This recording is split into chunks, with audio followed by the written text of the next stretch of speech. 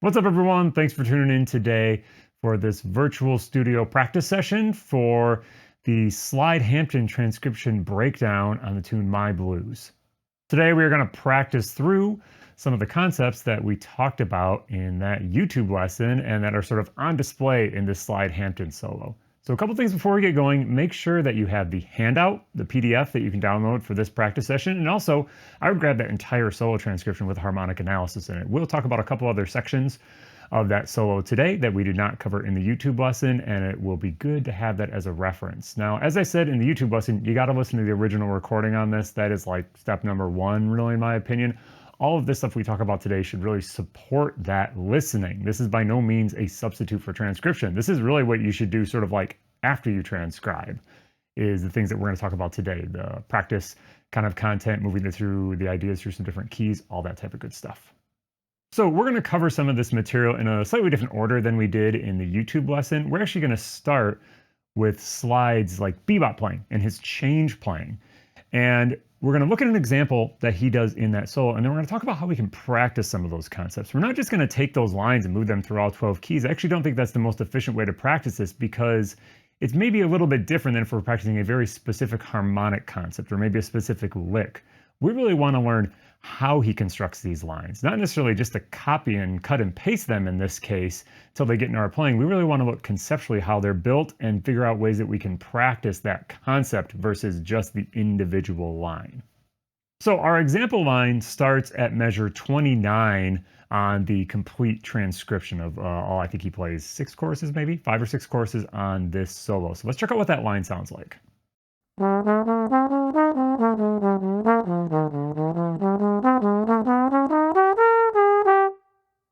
Now, there are lots of great places where he really plays the changes in sort of a super idiomatic and kind of classic bebop fashion in this solo, but I chose this one for a couple of reasons. If we look at the music, you'll see that he has that sort of classic chord tone timing thing that we talked about in the YouTube lesson. So right there on the 4 chord, on the E flat chord, beat 2, there's a G, beat 3, there's a B flat, beat 4, there's a D flat. Now he's just going right up the scale there, but hitting the chord tones sort of on those downbeats. That's what makes us feel like we're inside the changes.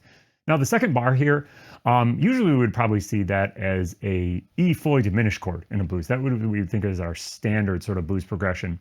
Here, I'd have to go back and listen to the rhythm section, but I'm quite confident that either Slide was thinking an A flat dominant 7th chord, or maybe even the rhythm section was playing that, just based on the line that he plays. He really clearly outlines that chord, and he actually does this several times in his solo. There are some places where he also kind of plays E diminished, so he might have been going back and forth.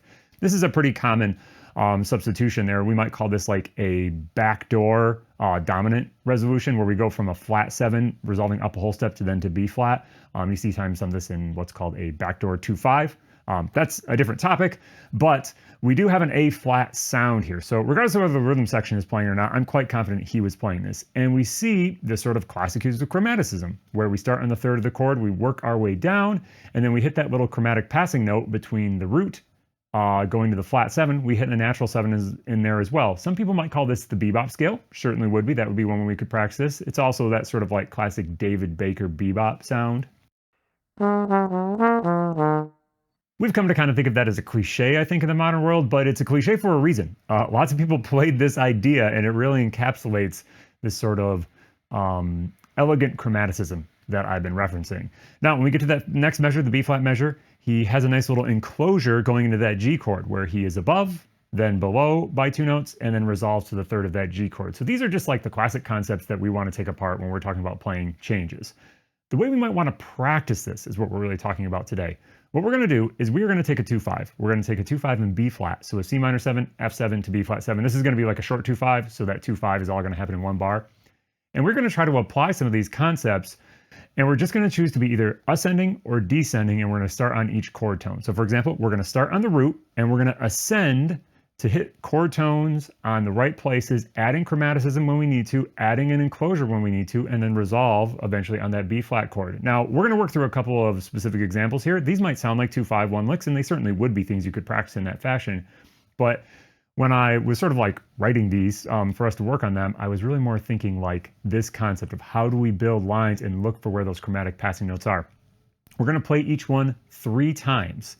We're going to start on the root, then the third, then the fifth, then the seventh, ascending, and then the same thing, descending. And I'm going to play it 2 times, just as is with the play along. And then I'm going to talk for just a quick second about kind of what's going on there, where I added chromatic passing tones and why I did, and then we'll play it 1 more time. I'm just going to leave the play along going the entire time. It's all just 2-5-1s in B flat.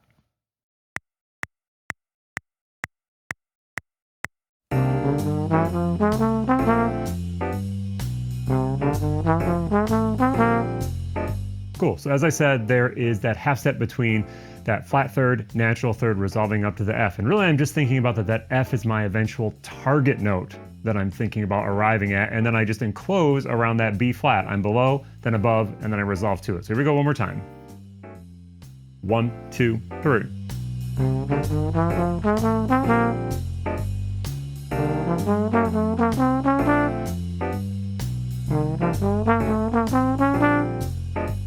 Cool. So here, when I'm coming from the 2 chord, I can hear that resolution wanting to go to the third of the F7 chord, and I also know that that's kind of the next closest chord tone.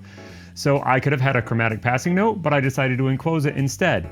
The second half of the measure, I use a chromatic passing note from the C to the C sharp to the D, because again, I know I'm on beat 4. So if I want to resolve to the closest chord tone on the downbeat of 1, I know I can't just go right to that D on the anaphore, because I'm going to have a repeated note. So again, it's all about right sizing the line. Here we go 1 more time.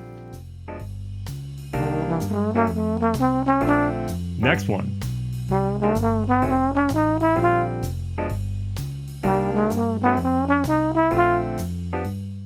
This is probably one of the most classic kind of ways of thinking about this. Both of these are just like the bebop scale, where we have a flat 7, major 7, and so on and so forth on both of these. So on that C minor chord, that's like C minor bebop scale.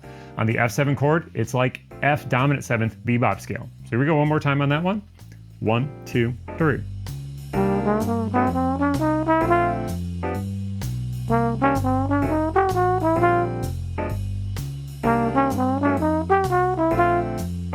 So that's a little trickier one. So there I start on the 7th, and then I do a chromatic note above that C that I want to resolve to. So I'm kind of both using a chromatic passing tone that's above, and then also kind of an enclosure. And then I would just resolve to the 7th of the next chord, and then I do another sort of classic type of enclosure move, ba-da-da-da, to get to that 5. Let's go 1 more time.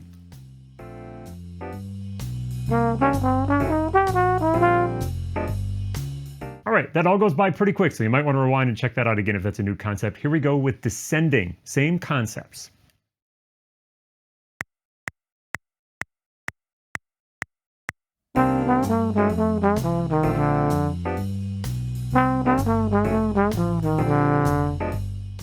Cool, so enclosure right away around that flat 7. I'm above, I'm below. I also have to start on a chord tone. So all these things work in a variety of ways. And then I do another enclosure around the 3rd of that F chord. So it's enclosure, enclosure, eventually I resolve to F chord and continue. 1 more time. Next one.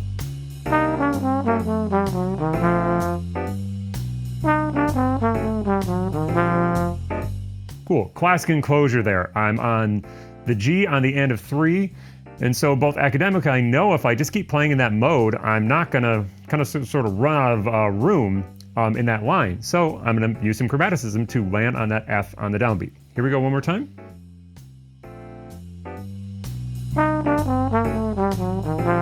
Next one.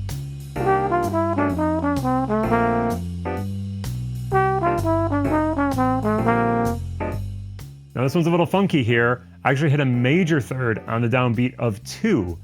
And in my mind's eye, I'm really thinking that's like an enclosure of that E flat on the dominant 7th chord. So again, it's kind of tension and release here. I'm not really thinking so much about function of that E on that chord. It's all about the line and where the line goes. Let's go 1 more time. 1, 2, 1, 2, 3. Next one. Excuse me, let's go 1 more time for me. 1, 2, 1, 2, 3.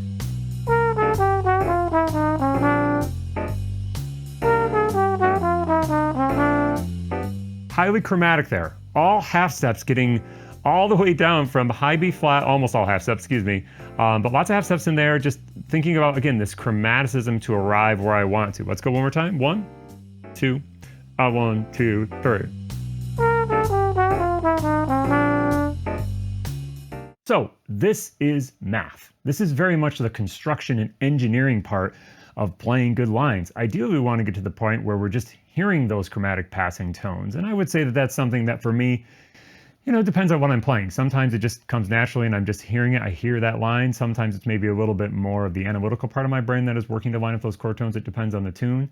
But there's lots of different solutions that would potentially work on each one of these passages. You don't have to play exactly what I just played. There's lots of ways where you could maybe like do an enclosure instead of a chromatic passing note, or the other way around.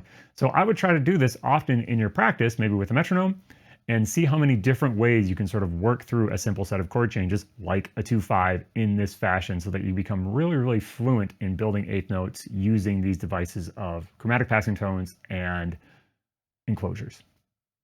Okay, our next concept that we're going to talk about today are these tritone subs that Slide plays. Now these we are going to work in a more vocabulary-based way. There's a couple that we're going to look at today, and then we'll talk a little bit about how we can actually apply these in hopefully a little more musical fashion once we work them through some different keys. So we're going to look at two of the 2-5s that Slide plays in this tune that have tritone subs. The first one occurs at measure 3 and 4. It sounds like this.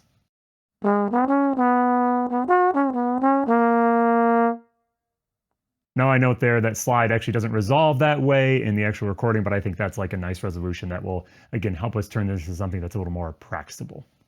That one really exists mostly just like straight up on the 5 chord. It's really like a long 5 chord. The next one is more of actually like a 2-5-1 sort of idea.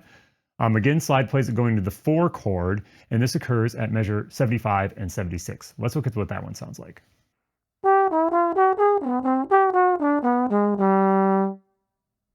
So we're going to take these items of vocabulary and move them through some different keys. Today we're not going to go through all 12, but instead we're just going to go through 6 keys. We're going to start in the key of C major and ascend by whole steps. This is going to take us through half of the circle of fifths.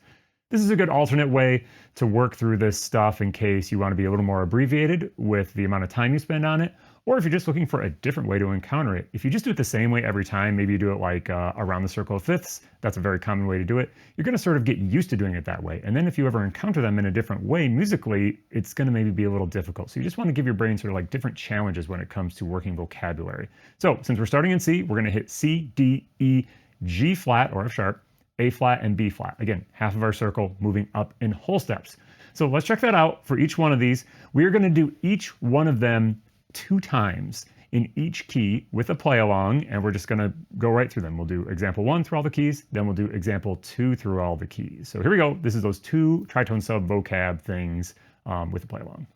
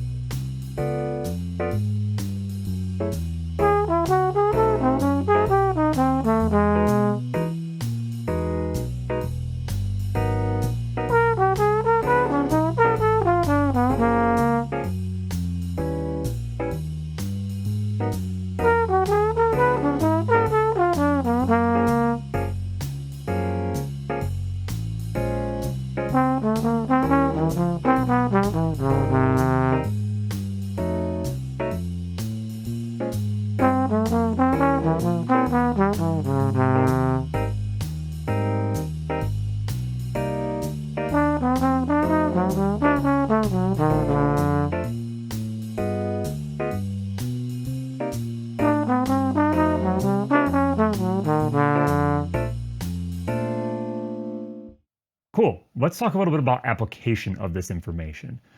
So practicing it just in that way is one thing. It's another thing to actually get this working in a solo. So for me, the best way to do this is to sort of preconceive where you're going to plug this idea in. This is a very in-the-box way of practicing. This is not really like music making or spontaneous improvisation. This is functional improvisation and sort of like getting this into our playing so that when we go to actually play, we can hopefully forget about all this stuff and it's just going to come out naturally. That is our goal. But what we're going to do, we're going to take a B-flat blues, since that's what we're working here, and we're going to plug in our lick in a couple of places. So we're going to take example 1 and example 2 that we just did. We'll start with number 1, and we're going to plug it in as a 2-5 going to 4, the same place that slide did, and then we're also going to do it on the 2-5 at the end of the form, so at the turnaround. We're going to play 3 choruses here. I will play the licks with you, so I will play where they need to be plugged in along with you, but you're going to be improvising for the rest of the time. What I would really recommend is, since we're going to play a couple choruses, I might just let the play along go by the first time and just play those ideas where they go. So you can really make sure you're landing them in the right place. Then the second chorus, maybe improvise sort of around them, leave a little space so you can really make them happen. And then the third chorus, maybe just try to improvise and see if you can actually, sort of like sandwich them in there in a good way. I'm going to play them each time. So that'll be there for your reference to make sure you hopefully land in the right place. This sort of strategy of like having a lot of structure to gradually having less structure, I think, is a really key improvisational practice strategy. So we'll do this through 3 choruses of B flat on example 1, then 3 choruses of B flat on example 2.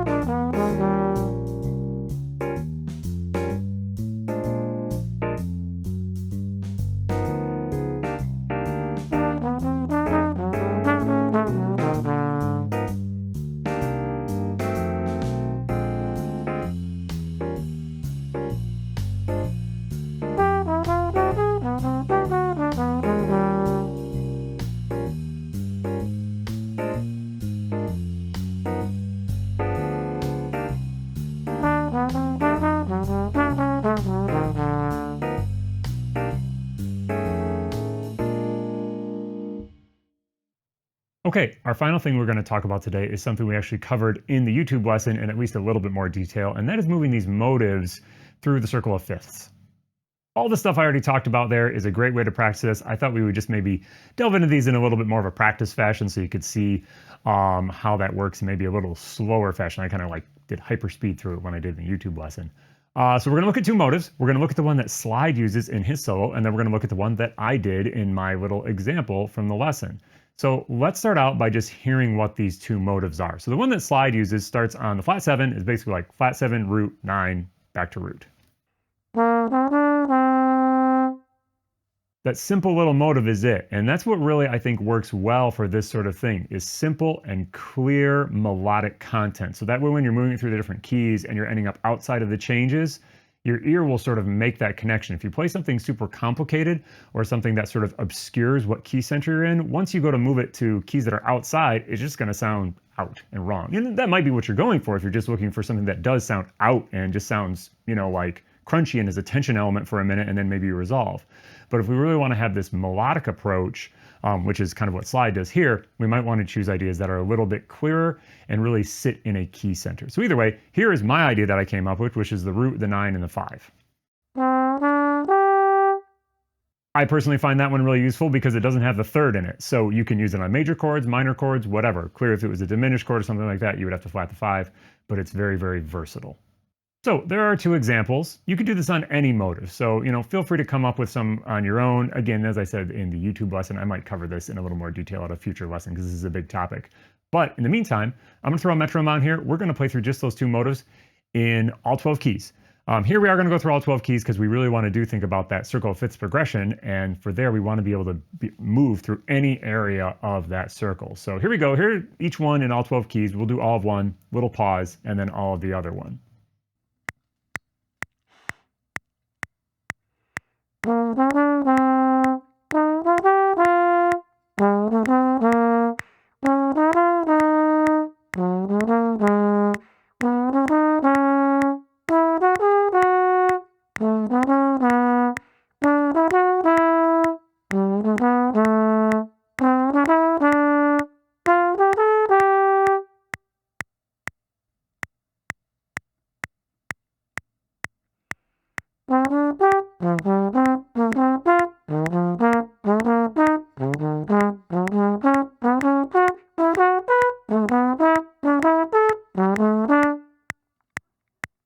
Once we develop some good fluency with these ideas, the next step is to sort of move them into tunes and move them in a way that we think we can use them. So I really love to just take 4 keys. So maybe choosing 4 keys at random. Again, you could think about starting a little more inside or a little bit more outside the changes, depending on what you're going for and depending on what the tune sort of will work with. This is very context dependent. But we're just going to choose those 4 keys and be able to play them fluently.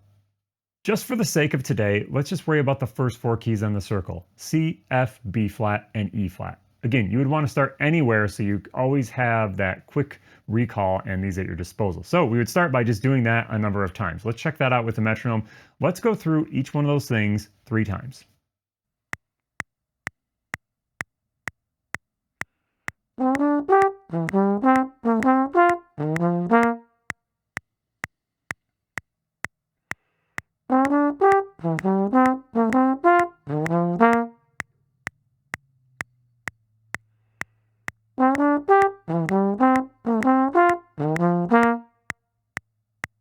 Once we're able to work just that small chunk of the circle, we want to choose where we're going to resolve to. Now, you could think in terms of function, and in this case, we're going C, F, B flat, E flat, so it's probably going to want to resolve to A flat. But remember, using this as tension release. So maybe you might want to think, all right, well, what are all of my options I could resolve from that E flat chord? And think about, again, what are the close notes? What's the voice leading that is at play here? And so you might just choose a chord. So say we're coming from C, F, B flat, E flat. Maybe you say, all right, I'm going to resolve to a D flat chord. And you decide how that's going to work. Say let's take my lick, for example, and just see how we could resolve from that E flat shape into a D chord.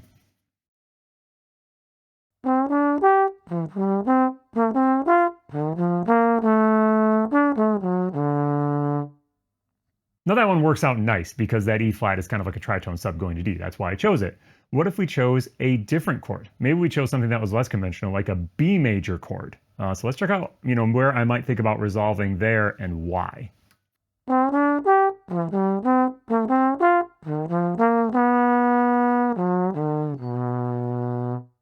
So there I resolved up a half step. I wasn't really thinking necessarily how it's connected to B. I'm just thinking about what is my closest note possible. You actually could have stayed on that concert B flat, same as A sharp if it was going to a B major chord, major 7, for example. That might sound nice. So there's a million different options here, and we're, again, not going to delve into that sort of thing so much today, but that is your final step with this. Once you have working through all the keys, once you can kind of like pick and choose like short little nuggets of that harmonic movement, you kind of just choose where you want that to resolve. You can even actually say, I have a set chord I want to resolve to, and maybe start on different places on the circle and see if you could get there. The possibilities are endless, and again, maybe we'll cover this in the future. Okay, cool. Hopefully this video helps you practice some of these concepts that are in this slide Hampton solo. This is a great solo. These are, like, to me, the foundational elements of really playing changes, being able to line up chord tones, using sort of like tasteful substitutions, and then maybe like using some melodic elements, whether they're inside or outside, to build our solos. All right, we'll see all of you in the practice room.